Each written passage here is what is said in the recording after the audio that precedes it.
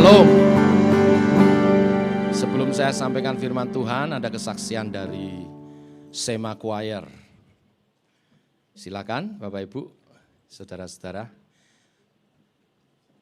Sema Choir tanggal 18 Desember Pak Oong, kalau ada waktu dan teman-teman dari BFC, kami akan adakan konser paduan suara diiringi orkes chamber di MOI, Mall of Indonesia. Bukan profesional Pak, tapi kerinduan untuk memuliakan Tuhan. Diundang kalau bisa, boleh gabung ya. 18 Desember, sore, hari Minggu sore. Ya. Ini salah satu lagu yang mau ditampilkan, masih belajar satu lagu ini sebetulnya paling belum dikuasai, tapi kami mau berbagi. Ya, jadi ini sekalian latihan. Sekalian latihan. Oke. Ini lagu khas Betawi Bapak Ibu. Kita senang-senang ya merayakan hari ini.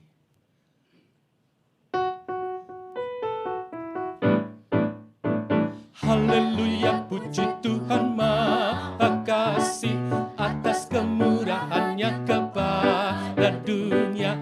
Allah datang jadi manusia, dialah Yesus namanya, dialah juru selamat dunia. Mari sambut Raja yang besar, sambutlah, ingatlah kasihnya padamu. Ingatlah, Ia Raja mulia, turun dari surga, mari sambut kedatangannya. Mari bersama-sama kita ikuti teladannya. Dia rela cari manusia. Mari bersama-sama melayani satu sama lain. Itu tugas mulia pengikutnya. Tuhan cari sama seperti manusia. Dia meninggalkan tahtanya yang mulia. Dia melayani manusia yang penuh celah, menyelamatkan dari maut.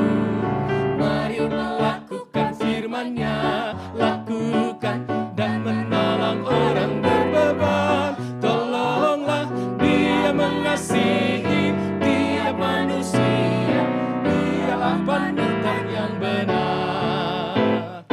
Mari bersama-sama kita menyenangkan hatinya dalam tiap tingkah laku kita ya kita. Mari kita menyatakan kasih satu sama lain. Itu tugas mulia bagi Tuhan, tugas mulia bagi umat-Nya, tugas mulia.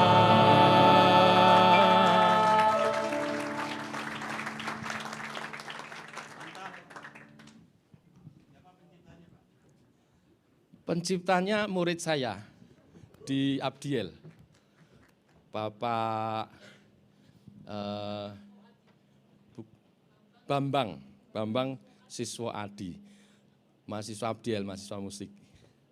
Luar biasa ya. Shalom. Masih semangat? Haleluya, saya ketemu Pak Ong selalu semangat. Luar biasa. Hari ini kita beribadah bersama BFC dan juga JKI Sema. BFC kami merintis bersama 7 tahun lalu Pak ya. 7 tahun lalu ya. Kami bersama istri Pak Penatua Paulus dan Ibu, juga Pak Oong dan rekan-rekan, luar biasa, buah pelayanan berkembang luar biasa. Saya kaget sekali pemusiknya, wah keren-keren banget, harus ke Jakarta. Tahun depan gantian mengunjungi BFC, amin Pak Oong. Ya. Ya. Mengunjungi JKI, ya. BFC kami merintis, JKI Sema kami menggembalakan. Dalam bergereja memang hal itu biasa terjadi. Yang penting Bapak Ibu, gereja Tuhan, umat Tuhan mesti bertumbuh. Amin. Ini yang penting. Bertumbuh dan berbuah. Buahnya manis, menjadi kemuliaan bagi Tuhan dan berkat bagi sesama. Amin. Karena gereja yang bertumbuh, yang berbuah manis, yang diangkat Tuhan, yang siap menyambut kedatangan Tuhan kedua kali. Nah, oleh sebab itu, iblis itu tidak suka gereja bertumbuh. Tidak suka umat Tuhan bertumbuh, hidupnya berbuah, itu tidak suka. Maka dia berusaha terus gimana caranya supaya kita tidak bertumbuh. Hidup kita tidak berbuah. Hidup kita tidak memuliakan Tuhan, tidak jadi berkat bagi sesama. 2 senjata iblis hari ini kita mau telanjangi supaya kita bertumbuh, berbuah, manis, dan siap menanti kedatangan Tuhan. 2 senjata iblis itu apa?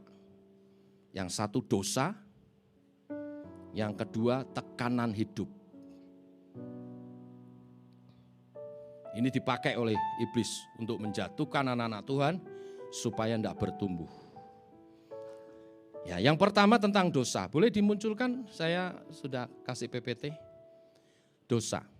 Oh, sorry, saya dikasih ini ya. Oke.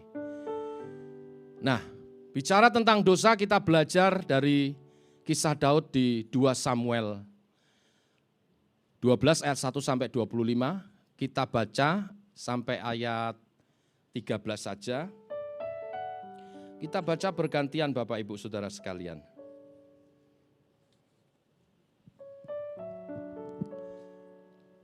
Dua Samuel 12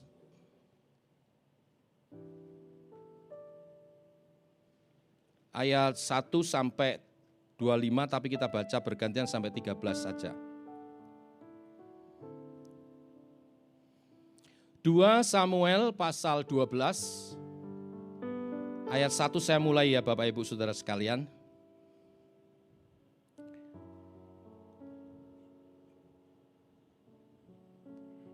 Kisah Nathan memperingatkan Daud sehingga Daud menyesal. Kita baca bergantian, saya ayat pertama, Bapak Ibu bersama ayat kedua sampai ayat ke-13. Saya mulai ayat 1.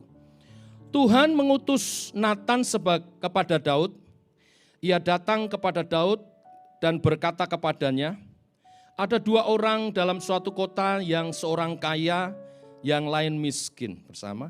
Si kaya mempunyai sangat banyak kambing domba dan lembu sapi. Si miskin tidak mempunyai apa-apa selain dari seekor anak domba betina yang kecil, yang dibeli dan dipeliharanya. Anak domba itu menjadi besar padanya, bersama-sama dengan anak-anaknya, makan dari suapnya dan minum dari pialanya dan tidur di bangkuannya, seperti seorang anak perempuan baginya. Pada suatu waktu orang kaya itu mendapat tamu, dan ia merasa sayang seekor dari kambing dombanya atau lembunya, atau memasaknya bagi pengembara yang datang kepadanya itu. Jadi ia mengambil anak domba betina kepunyaan si miskin dan memasaknya bagi orang yang datang kepadanya itu. Lalu Daud menjadi sangat marah karena orang itu, dan ia berkata kepada Nathan, demi Tuhan yang hidup, orang yang melakukan itu harus dihukum mati, dan anak domba betina itu harus dibayar gantinya 4 kali lipat, karena ia telah melakukan hal itu, dan oleh karena ia tidak berkenan belas kasihan. Kemudian berkatalah Nathan kepada Daud, engkaulah orang itu. Beginilah firman Tuhan Allah Israel, akulah yang mengurapi engkau menjadi raja atas Israel, dan akulah yang melepaskan engkau dari tangan Saul. Telah kuberikan isi rumah tuanmu kepadamu, dan istri-istri tuanmu ke dalam pangkuanmu. Aku telah memberikan kepadamu kaum Israel dan Yehuda, dan seandainya itu belum cukup, tentu kutambahkan lagi dan itu kepadamu. Mengapa engkau menghina Tuhan dengan melakukan apa yang jahat di matanya? Uria orang Het itu kau biarkan ditewaskan dengan pedang, istrinya kau ambil menjadi istrimu, dan dia sendiri telah kau biarkan dibunuh oleh pedang Bani Amon. Oleh sebab itu pedang tidak akan menyingkir dari keturunanmu sampai selama-lamanya. Karena engkau telah menghina aku dan mengambil istri Uria orang Het itu untuk menjadi istrimu. Beginilah firman Tuhan, bahwasanya malapetaka akan kutimpakan ke atasmu, yang datang dari kaum keluargamu sendiri. Aku akan mengambil istri-istrimu di depan matamu dan memberikannya kepada orang lain. Orang itu akan tidur dengan istri-istrimu di siang hari. Sebab engkau telah melakukannya secara tersembunyi, tetapi aku akan melakukannya di depan seluruh Israel secara terang-terangan. Lalu berkatalah Daud kepada Natan, aku sudah berdosa kepada Tuhan. Dan Natan berkata kepada Daud, Tuhan telah menjauhkan dosamu itu, engkau tidak akan mati. Ayat 14 sekali lagi kita baca bersama. Walaupun demikian, engkau dengan perbuatan ini telah sangat menista Tuhan. Pastilah anak yang lahir bagimu itu akan mati.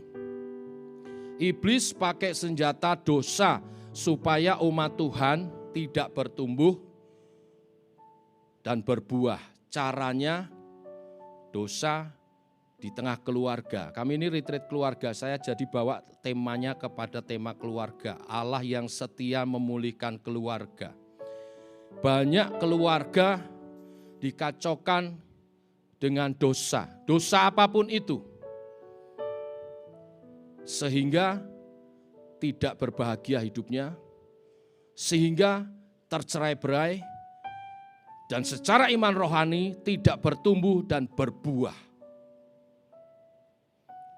Contohnya Daud yang kita belajar pagi hari ini. Apa dosa Daud? Apa dosa Daud? Kita kenal berzina. Saya kasih tahu Bapak Ibu itu cuma salah satunya. Dosa Daud itu komplikasi Bapak Ibu. Satu, dia berzina. Dia membunuh Uria. Tidak cuma membunuh, tapi dengan tipu muslihat. Jahat banget. Dan yang paling menyakiti hati Tuhan, dikatakan melalui firman kepada Nabi Natan, engkau menista Tuhan. Daud menghina Tuhan. Dengan apa? Dengan mengambil apa yang tidak disediakan oleh Tuhan. Ya, dikatakan di ayat berapa tadi itu? Engkau menghina Tuhan. Ayat 9, mengapa engkau menghina Tuhan dengan melakukan apa yang jahat di matanya? Uria orang Het itu kau buat ditewaskan dengan pedang, istrinya kau ambil menjadi istrimu dan ia sendiri telah kau biarkan dibunuh oleh pedang Bani Amon dan seterusnya. Juga dikatakan ayat 11, beginilah firman Tuhan, bahwasannya malapetaka akan kutimpakan ke atasmu yang datang dari kaum keluargamu sendiri. Aku akan mengambil istri-istrimu di depan matamu, memberikannya kepada orang lain. Orang itu akan tidur dengan istrimu di siang hari, sebab engkau telah melakukan secara tersembunyi. Dikatakan yang tidak disediakan Tuhan diambil.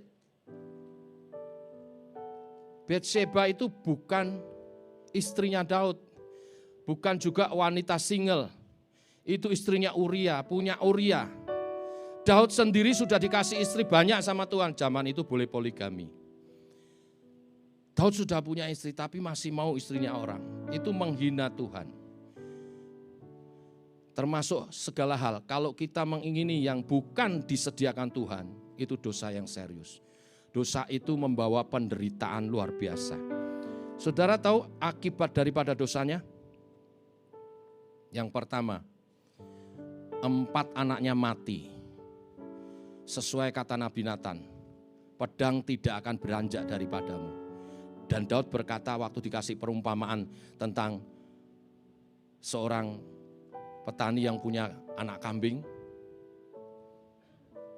Ya, dan ada tuan ini kedatangan teman-temannya, dia pengen jamu temannya, dia sayang pada kambing dombanya karena bagus-bagus gemuk-gemuk. Dia lihat pegawainya petani itu punya kambing kurus-kurus. Alah, ini ajalah diambil. Waktu diceritakan Nabi Natan kepada Daud, Daud marah. Apa yang harus dilakukan? Orang itu harus dibunuh. Dan kambing itu harus diganti 4 kali lipat.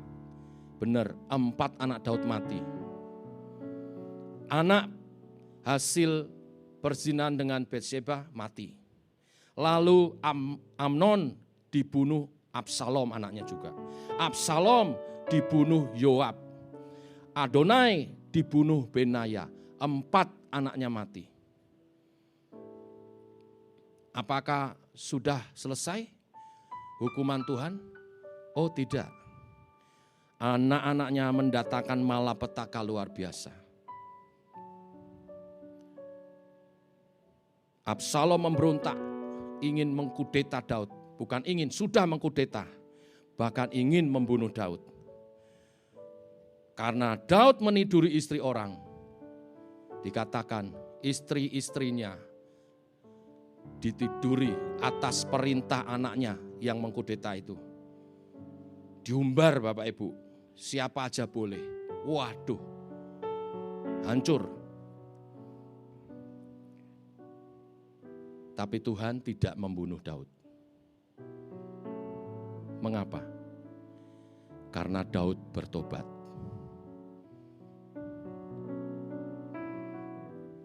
Dosa tidak bisa dibereskan dengan apapun kecuali bertobat. Kalau kita ingin rumah tangga kita baik,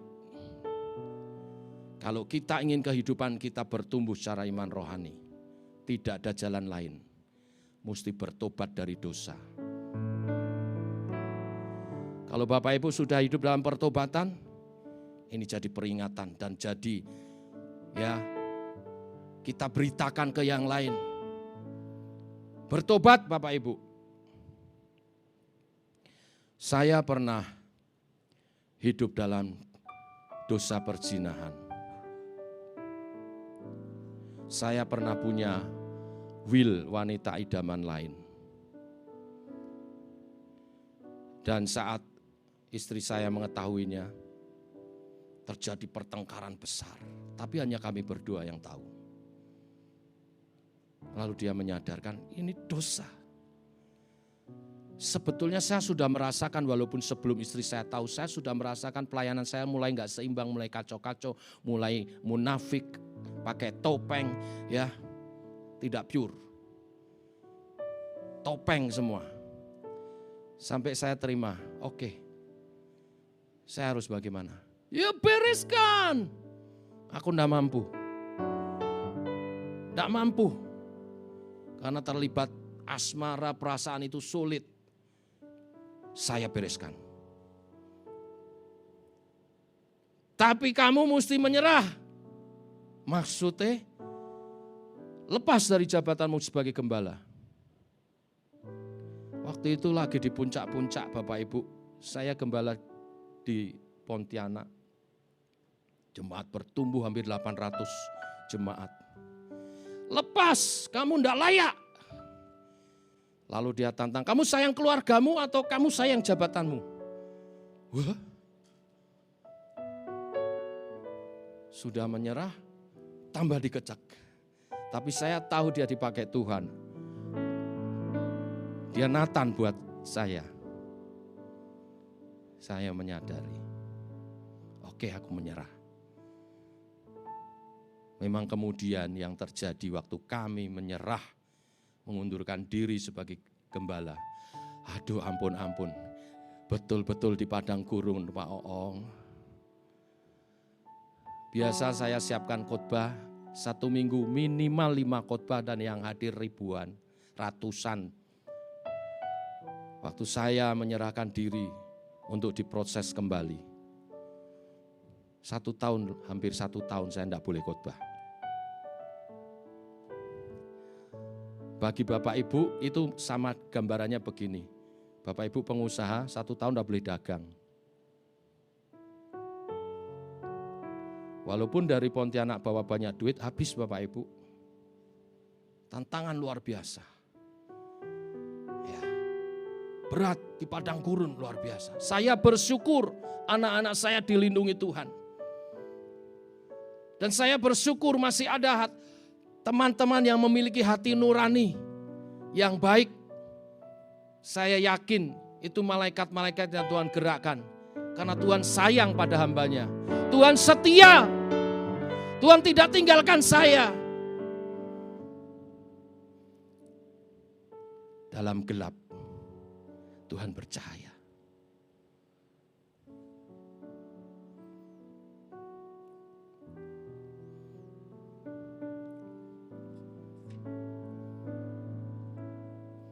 Boleh dibantu? Berikutnya.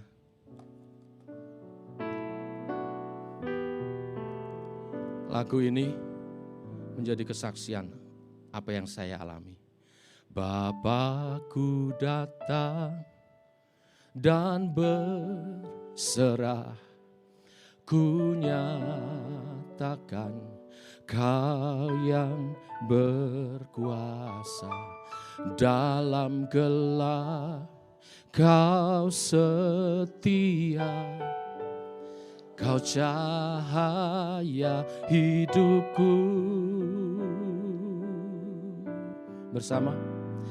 Kau kuatkan aku bertahan, Kau harapan dalam kesesakan. Kau buktikan kesetiaan-Mu Tuhan, Engkau Allah Immanuel.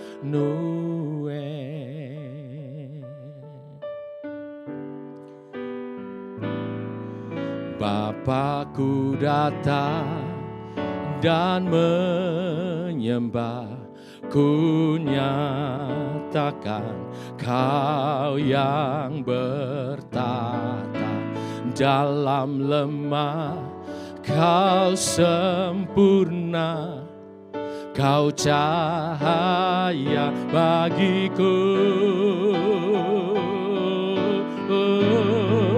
Kau kuatkan aku bertahan, Kau harapan dalam kesesakan. Kau buktikan kesetiaan-Mu Tuhan, Engkau Allah Immanuel.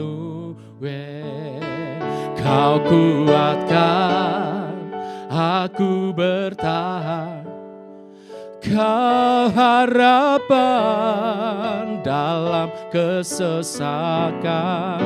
Kau buktikan kesetiaan-Mu Tuhan, Engkau Allah Immanuel. Immanuel, Immanuel, Immanuel, Engkau besertaku. Immanuel,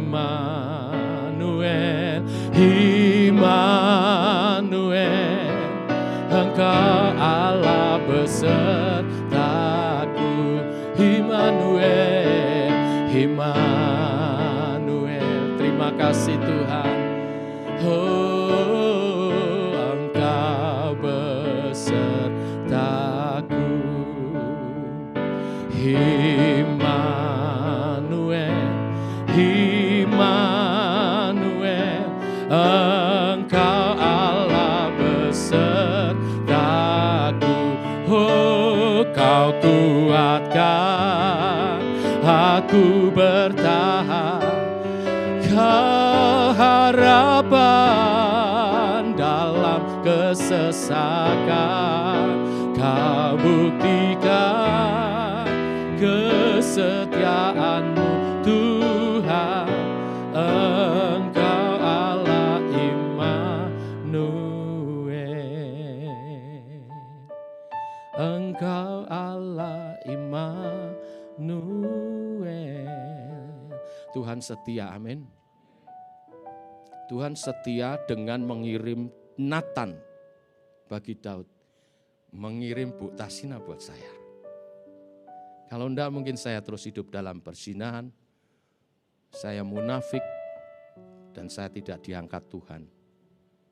Saya bersyukur saya boleh bertobat. Kalau Tuhan menghukum, itu memang keadilannya. Orang percaya jatuh dalam dosa dihukum bukan untuk dibinasakan. Keselamatanmu tetap, tapi tetap ada pengadilan Tuhan, ada hukuman Tuhan. Supaya kita bertobat. Oleh sebab itu jangan main-main dengan dosa. Serius Bapak Ibu. Saya 4 tahun lebih di padang gurun. Habis itu baru boleh melayani. Itu juga tidak mudah.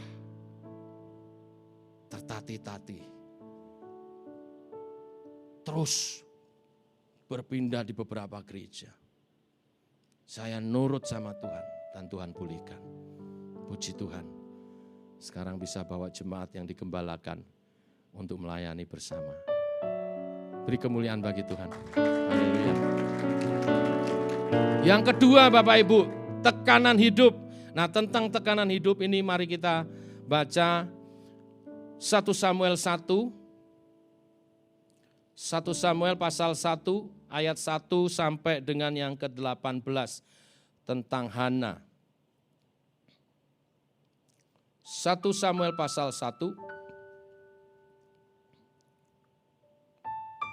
ayat 1 sampai dengan yang ke-18. Kita baca bergantian ya secara cepat. Saya mulai ayat 1. Ada seorang laki-laki dari Ramataim, Yofim dari pegunungan Efraim, namanya Elkana bin Yeroham bin Elihu bin Tohu bin Suf, seorang Efraim. Bersama orang ini mempunyai 2 istri, yang seorang namanya Hana dan yang lain namanya Penina. Penina mempunyai anak, tetapi Hana tidak. Orang itu dari tahun ke tahun pergi meninggalkan kota untuk sujud menyembah dan mempersembahkan korban kepada Tuhan semesta alam di Silo. Di sana yang menjadi imam Tuhan ialah kedua anak Eli, Hofni dan Pineas. Pada hari Elkana mempersembahkan korban, diberikannya kepada Penina istrinya dan kepada semua anaknya yang laki-laki dan perempuan, masing-masing sebagian. Meskipun ia mengasihi Hana, istri pertamanya ini istrinya yang utama, ia memberikan kepada Hana hanya 1 bagian, sebab Tuhan telah menutup kandungannya. Tetapi madunya selalu menyakiti hatinya, supaya ia gusar kepada Tuhan, telah menutup kandungannya. Demikianlah terjadi dari tahun ke tahun, setiap kali Hana pergi ke rumah Tuhan, Penina menyakiti hati Hana, sehingga ia menangis dan tidak mau makan. Lalu Elkana suaminya berkata kepadanya, Hana, mengapa engkau menangis dan mengapa engkau tidak mau makan? Mengapa hatimu sedih? Bukankah aku lebih berharga bagimu daripada 10 anak laki-laki? Pada suatu kali setelah mereka habis makan dan minum di Silo, berdirilah Hana sedang Imam Eli duduk di kursi dekat tiang pintu bait suci Tuhan. Dan dengan hati pedih ia berdoa kepada Tuhan sambil menangis terseduh-seduh. Kemudian bernasarlah ia, katanya, Tuhan semesta alam, jika sungguh-sungguh engkau memperhatikan sengsara hambamu ini dan mengingat kepadaku, dan tidak melupakan hambamu ini, tetapi memberikan kepada hambamu ini seorang anak laki-laki, maka aku akan memberikan dia kepada Tuhan untuk seumur hidupnya, dan pisau cukur tidak akan menyentuh kepalanya. Ketika perempuan itu terus-menerus berdoa di hadapan Tuhan, maka Eli mengamat-amati mulut perempuan itu. Dan karena Hana berkata dalam hatinya dan hanya bibirnya saja bergerak-gerak, tetapi suaranya tidak kedengaran, maka Eli menyangka perempuan itu mabuk. Lalu kata Eli kepadanya, berapa lama lagi engkau berlaku sebagai orang mabuk? Lepaskanlah dirimu daripada mabukmu. Tetapi Hana menjawab, bukan tuanku, aku seorang perempuan yang sangat bersusah hati. Anggur ataupun minuman yang memabukkan tidak ku minum, melainkan aku mencurahkan isi hatiku di hadapan Tuhan. Janganlah anggap hambamu ini seorang perempuan dusila, sebab karena besarnya cemas dan sakit hati, aku berbicara demikian lama. Jawab Eli, pergilah dengan selamat, dan Allah Israel akan memberikan kepadamu apa yang engkau minta daripadanya. Sesudah itu berkatalah perempuan, biarlah hambamu ini mendapat belas kasihan daripadamu. Lalu keluarlah perempuan itu, ia mau makan dan mukanya tidak muram lagi. Iblis juga memakai tekanan hidup. Dari kisah ini kita melihat Hana mendapat tekanan hidup 2 hal. Pertama karena dia mandul. Mandul pada waktu itu dipahami sebagai penyakit keturunan yang kutukan. Tidak punya keturunan berarti juga hidupnya selesai sampai dia saja. Kalau nanti Elkana mati, tidak ada penerus buat Hana. Akan semua diambil oleh Penina. Padahal dia istri yang sah. Penina itu juga atas seizin Hana untuk berketurunan. Masalah timbul kembali, penekanan yang lain. Ditekan karena apa? Penina madunya meremehkan dia. Penina madunya menekan dia. Seringkali tekanan hidup datang, macam-macam tekanan hidup. Kalau Hana tadi mandul dan diremehkan, dihina. Bisa terjadi di kehidupan kita, yang mandul bisnis kita, yang mandul rohani kita, yang mandul kehidupan berkeluarga kita, berkeluarga tapi tidak bahagia, ekonomi sulit, menekan. Mungkin ada di antara kita sedang mengalami itu. Tapi Tuhan mau siang ini kita dibebaskan. Saya juga ngalamin itu. Waktu saya jatuh dalam dosa, saya udah memberi diri untuk dibimbing kembali. Merendahkan hati. Pak Paulus bawa saya ke seminar pria sejati kemana-mana untuk saya dibentuk kembali. Saya sangat diberkati. Keluarga saya jadi beban, jadi korban. Keluarga saya paling hidup dalam tekanan. Istri saya, Bu Pendeta Tasina, anak-anak saya tertekan karena masalah saya, karena kondisi saya. Tertekan berat saya tahu. Terutama Bu Tasina ya. Dia nggak salah. Orang curiga, ini kenapa kok sampai suaminya punya madu? Kok sampai suaminya punya wilki kurang opo? Nggak ada kurangnya Bapak Ibu. Bu Tasina sempurna, cantik, baik ya. Yang kurang ajar saya Bapak Ibu.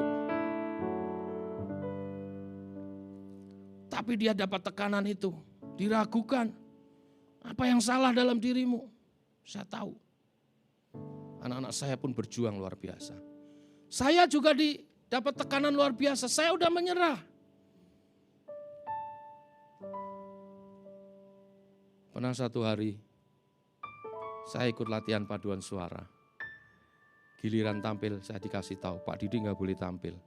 Loh, nyanyi era entuk loh Bapak Ibu, nggak cuma nggak boleh khotbah, nyanyi era entuk. Saya enggak apa-apa, itu proses buat saya. Ya, teman-teman paduan suara di Lengkong jangan merasa bersalah. Itu proses buat saya. Memang seperti itu. Ya, enggak boleh nyanyi padahal saya pelatih paduan suara loh Bapak Ibu. Tampil enggak boleh. Ya, itu proses. 2 tahun baru saya boleh khotbah. Berat. Dan juga sikap. Saya sayangkan sekali. Saudara lihat, saudara ingat ada kasus anak terhilang. Waktu dia bertobat kembali, bapaknya, anakku, disambut, dipeluk, pakaikan jubah, kasih cincinnya, kasih kasutnya. Tapi ada yang sikapnya begini di gereja. Siapa itu? Adikmu pulang, sehat, hidup. Apa-apaan dipesta-pestakan. Dia akan begini, dia akan begitu. Siapa itu? Pak Didi. Kenapa dia khotbah? Dia akan begini, dia akan begitu. Udah bertobat.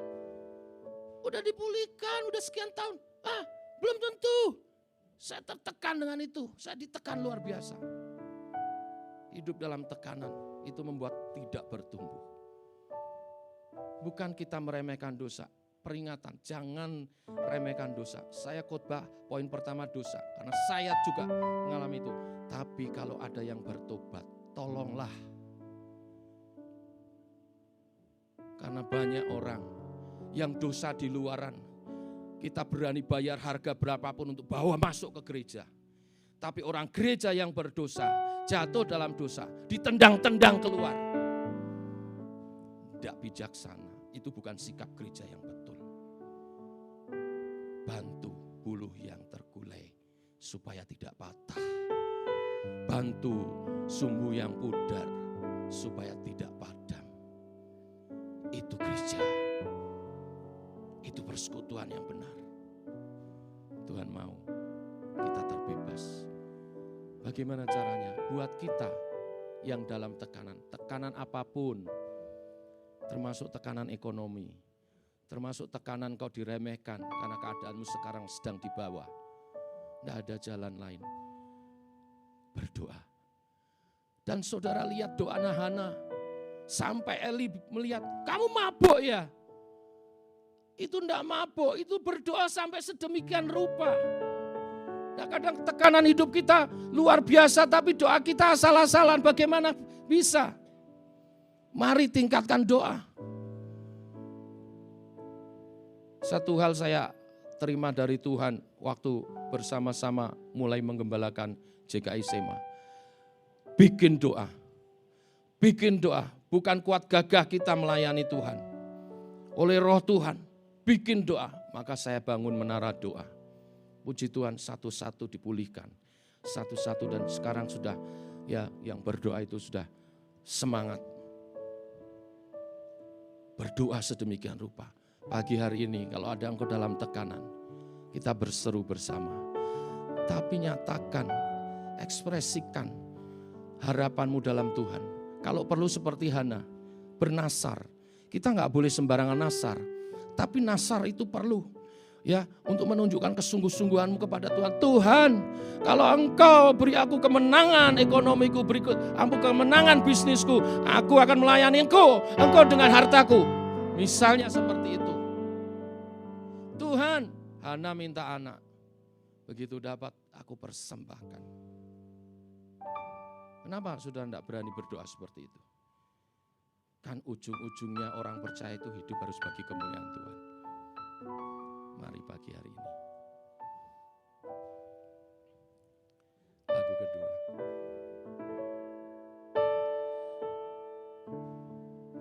Saat ku tak mampu berharap, kekhawatiran menghimpit jiwaku, kekuatanku datang darimu, memampukanku kembali berharap. Sama-sama. Ajarku mengenal hatimu dan percaya jalanmu lah yang terbaik. Di kelemahan kuasamu sempurna, Kau Allah yang tak akan tinggalkan. Ku percaya Engkau bekerja buat kebaikanku, walau belum ku melihat, namun kuasamu sempurna. Sampai di sini. Walau belum melihat, jangan berhenti berdoa. Makin kencang. Kayak orang gila kalau perlu. Ku percaya pasti Tuhan bukakan jalanku di waktumu yang terbaik, seturut kehendakmu. Saya undang bangkit berdiri. Saat ku tak mampu berharap, saya undang tim musik. Kekhawatiran menghimpit jiwaku, kekuatanku datang darimu, memampukanku kembali berharap. Ajarku Tuhan, ajarku mengenal hatimu dan percaya jalanmu-lah yang terbaik.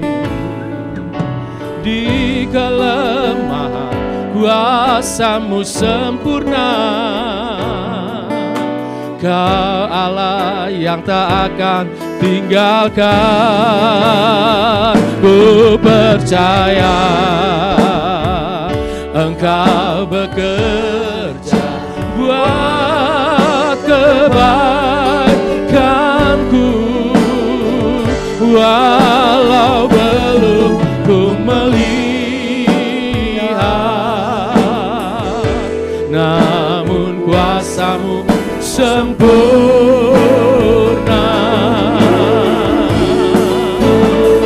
Ku percaya pasti Tuhan bukakan jalanku, yang terbaik. Seturut kehendak-Mu, seturut kehendak. Dengan iman percaya katakan, ku percaya, ku percaya Engkau bekerja buat kebaikanku, walau belum ku melihat, namun kuasa-Mu sempurna. Ku percaya, oh, ku percaya pasti Tuhan bukakan jalanku di waktu yang terbaik, seturut kehendak-Mu. Saya mau berdoa supaya kita semua bertumbuh, berbuah, buahnya lebat dan tetap manis bagi Tuhan dan bagi sesama. Keluargamu berbahagia, orang-orang di sekitarmu senang karena engkau datang membawa sukacita, membawa berkat karena hidupmu yang bertumbuh dan berbuah. Tapi Tuhan mau kita dibereskan.